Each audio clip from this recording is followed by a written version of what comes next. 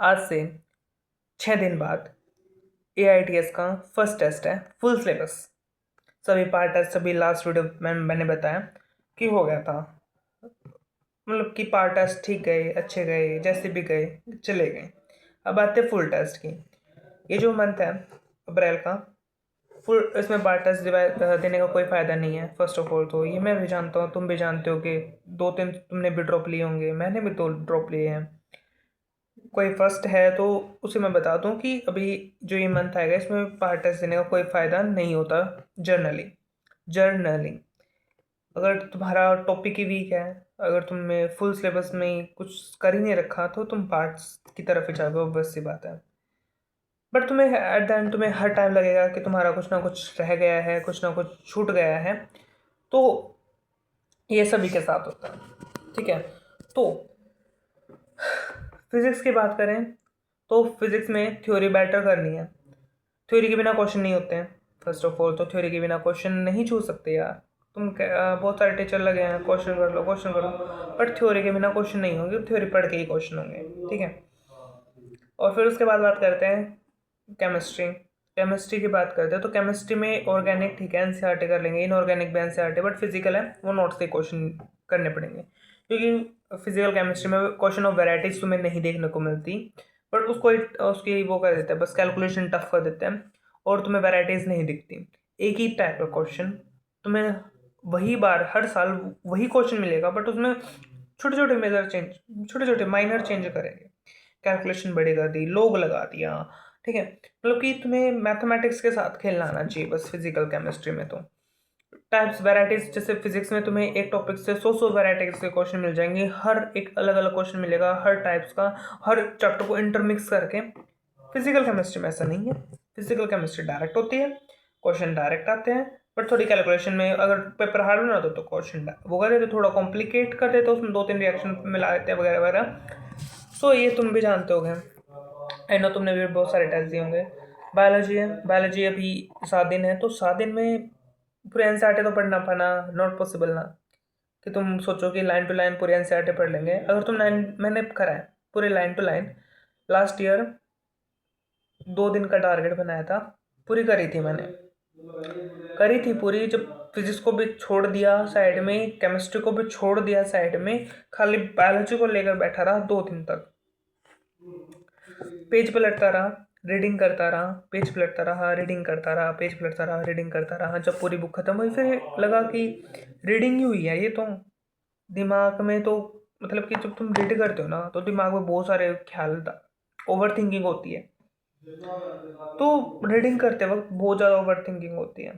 तो जब तुम इतना ज़्यादा एकदम से करते हो ना, रीडिंग रीडिंग रीडिंग रीडिंग, तो ओवर थिंकिंग बढ़ते बढ़ते बढ़ते बढ़ते जाती है, ठीक है।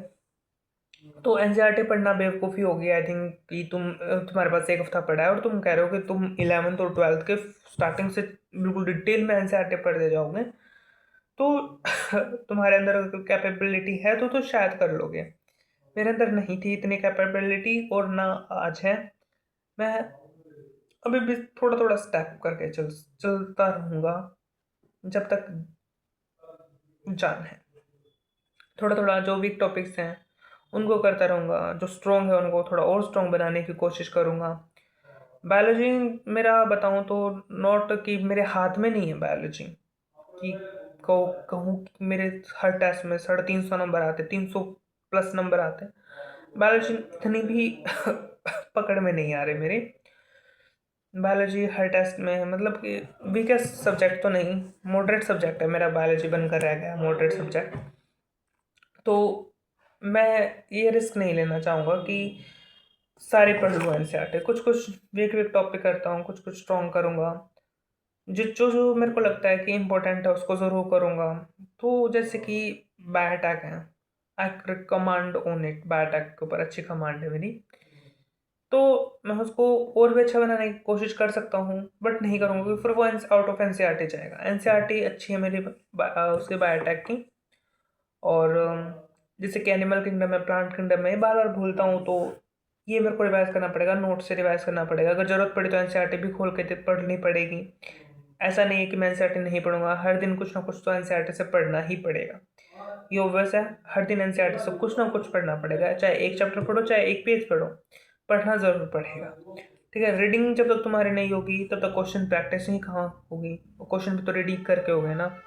सो ये मैं करने वाला हूँ एक हफ्ता। लेट्स टारगेट बना के चलता हूँ मैं कि शायद ये जो टेस्ट आएगा वो कुछ ना कुछ सिखाएगा।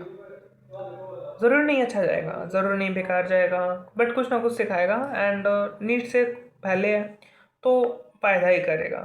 और आपकी स्ट्रेटजी बताना कि किस टाइप से आप कर रहे हो, किस टाइप से आप करने वाले हो, मेरी कैसे लगी, अच्छी लगी, बुरी लगी, इतनी बेकार है, डायरेक्ट कर दो, कमेंट कर दो। वैसे तो पर्सनली बताऊँ तो मैं कमेंट्स सीन कर देता हूँ, अच्छे लगते हैं तो ठीक है रिप्लाई कर देता हूँ, नहीं लगते हैं तो इग्नोर करता हूँ बेसिकली। अब मैं बताऊँ ना तो किसी के उससे मेरे को फ़र्क नहीं पड़ रहा अभी। ठीक है, सो बेसिकली मैं जाना नहीं चाह रहा।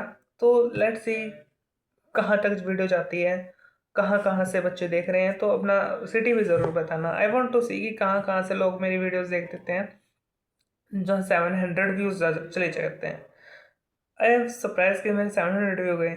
सो देखते हैं, let's see. So next AITS के लिए बेस्ट ऑफ लक, और पेपर के लिए बेस्ट ऑफ लक। टेंशन तो होती है बट इतनी भी नहीं कि भुला ही दे सब कुछ। ठीक है, तो be confident and be ready for the after 1 month for the NEET exam. So okay, bye, let's crack it.